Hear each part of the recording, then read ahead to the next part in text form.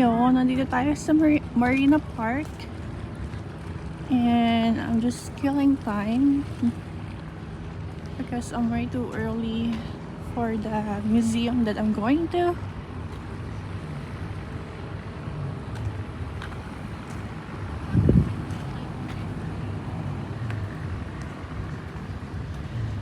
Yan, so ano lang tayo, walk.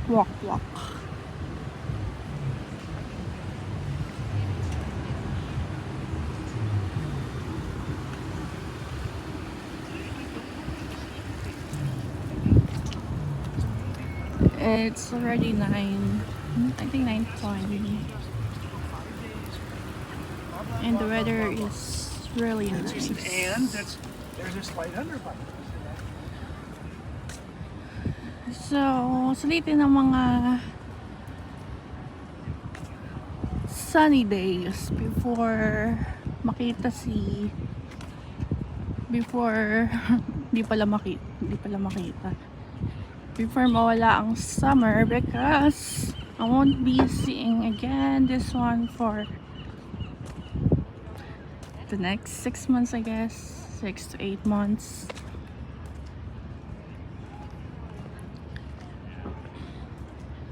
And dito tayo.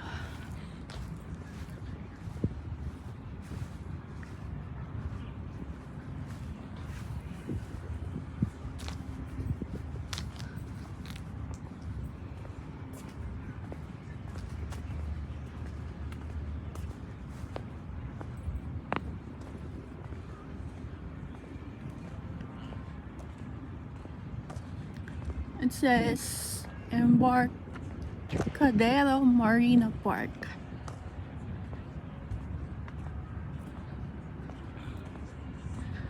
Well, technically I'm here near Seaport Village.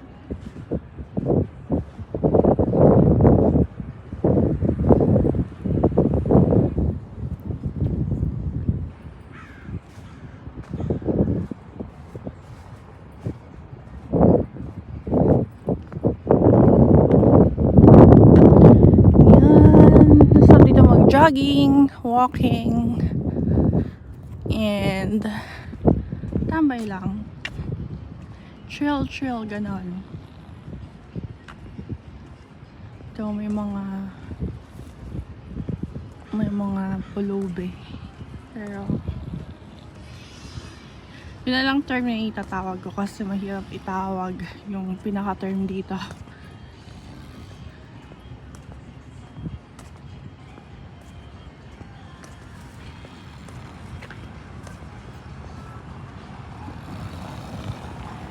Pero hindi naman masyado madami dito sa may National City at saka medyo sa downtown.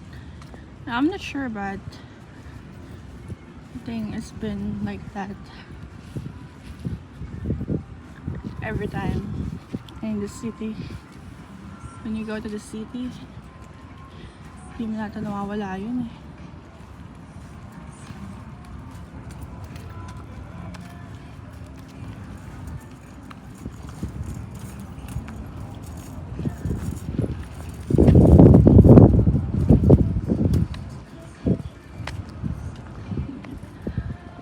Medyo nagugutom na ako. Pero hindi pa kasi sila bukas.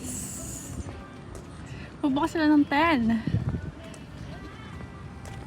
So I'll just sit here for a while killing time.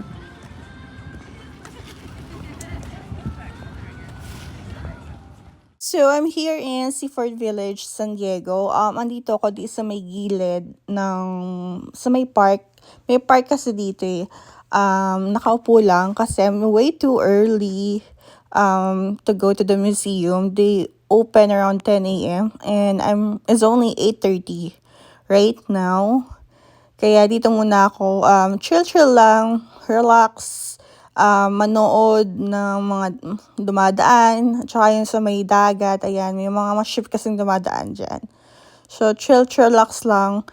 Masyado kasi maaga pala. So, kahit kainan, wala pa masyadong bukas. I mean, there's fast food, but I'm not into fast food. So, gusto ko kasi yung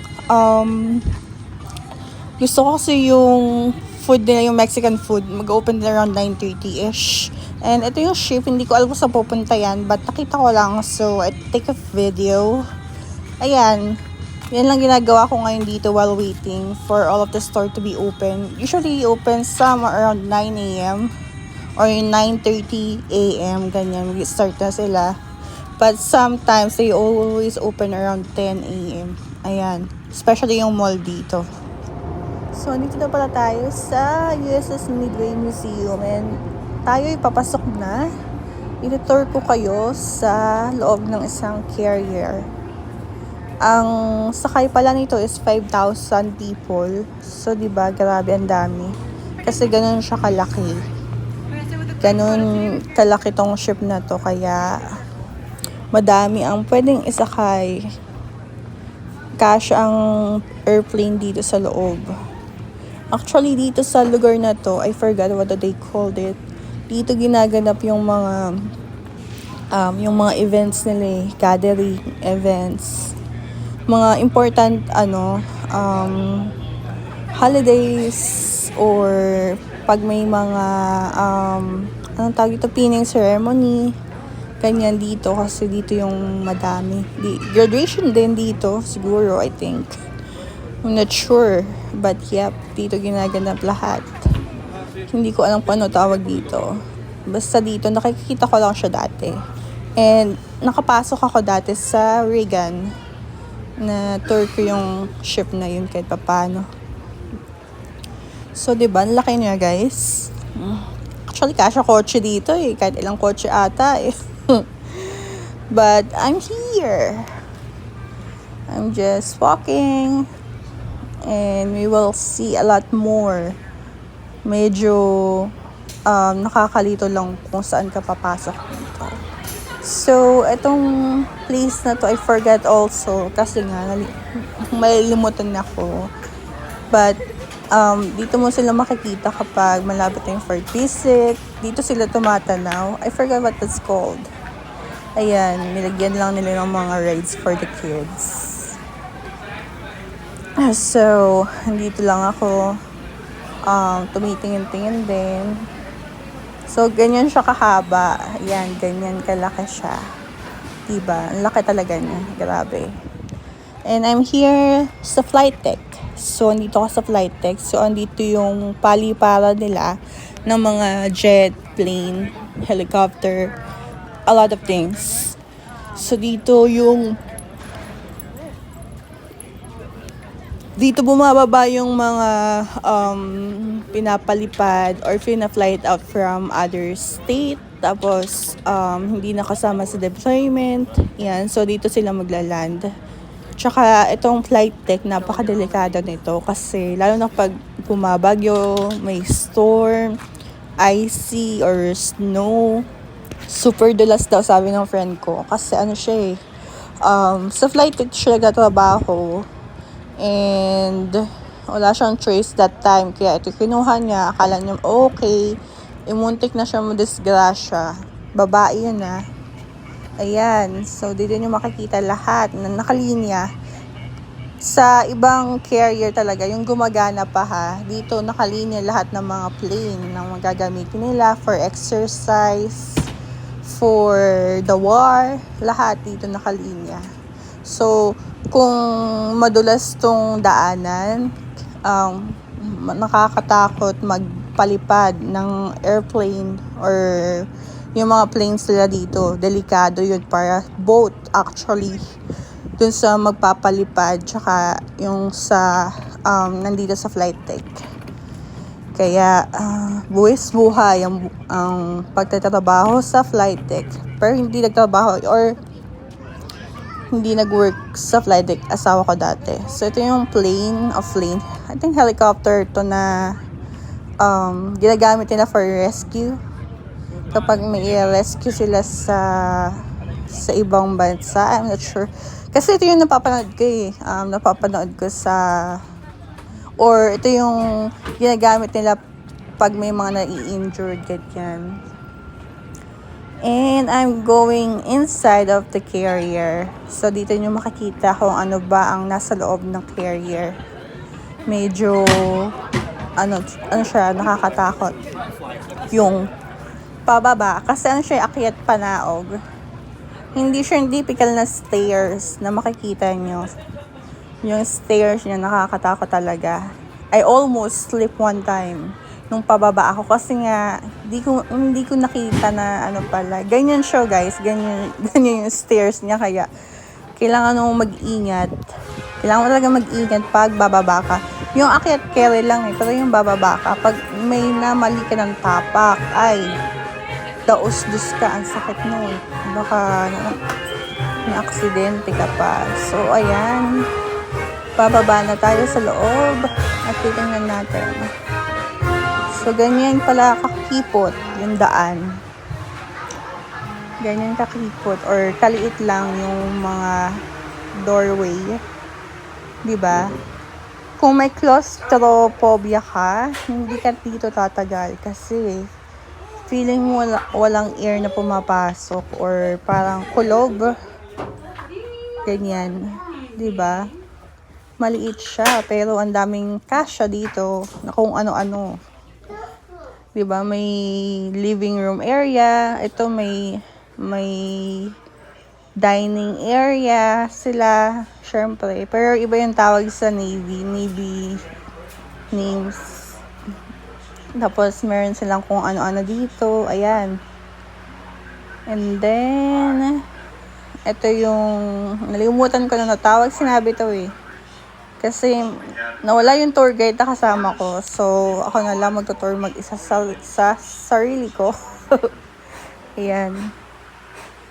Ayan na. So, andito ko sa area ng ano ba to? Yung titignan mo ata kung may mababangga kayo. Ganyan. Ewan ko anong tawag dito eh. Basta pumupunta na lang ako eh. So, ayan daw. Nalimutan ko anong tawag nila sa area na to. But anyways, we need to go out kasi ayoko na dyan. At anong oras na kanina pa ako dito. Actually, nasa first ground pa lang ata ako. Medyo malaki-laki talaga to. Kaya nakakalito. So, ayan, may mga sila. Yung inumin. I think ito yung kainan na. Or papunta na sa kainan. Yung anong tawag nila dito? Mess deck? Ay, hindi.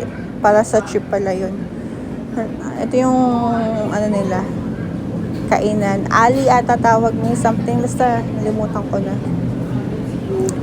Ayan na, yung doon magluluto. Yung mga magluluto. Yung mga, may work kasi dito na sa sa kitchen ka magluluto. Ganyan. Nalimutan ko anong work yun.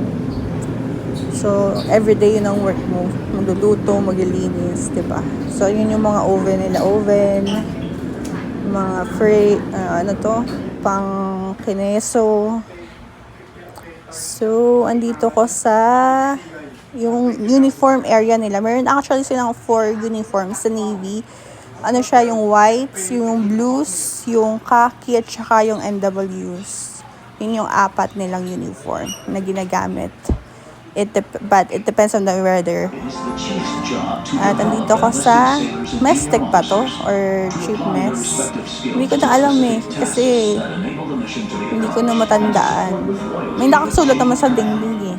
Pero bahala na sila ko. But anyway, this is for the chief, senior chief, ganyan yung loob niya. So kapag, E7 above, pwede ka dito. Pero pag mga officer, ganyan. Pero pag mga enlisted, bawal ata dito.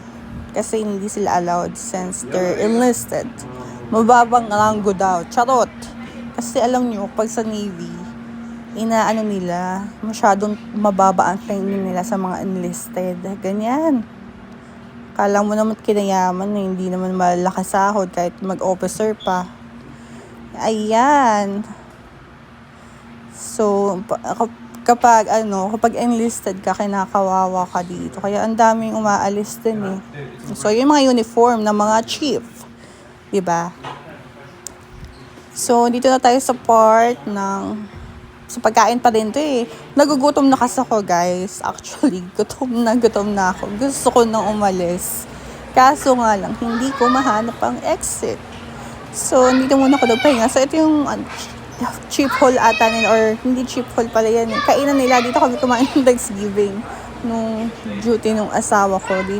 Dito yung kainan. Ewan ko daw tawag nila. Limutan ko na. Anyway, this is the parang USPS nila or post office nila sa ship. So, dito nagbabagsakan lahat ng cargo, shipment, and everything. Kaya mga package nyo dyan. So, andito ako sa, I think, clinic or mini hospital, whatever, hospital area. Ito ba yon? Basta, ito ata yun eh. Andito ako, makikita niyo yung mga, or computer, something. Ewan ko ba? Naliligaw na lang talaga ako, guys. Kasi, hindi ko mahanap yung exit eh. Gusto ko na talagang, umalis. So, I think this is the hospital, or ano ba tawag dito? Nalimutan ko ano tawag dito eh. Bumaba kasi ako eh. Dapat dun ako pala sa taas. Naligaw na ako. Ganun kalaki. Nakakaligaw kung hindi mo alam. Medyo natataranta na ako kasi hindi ko mahanap nga yung exit. Panay, pabalik-balik na ako dito eh. Ganyan.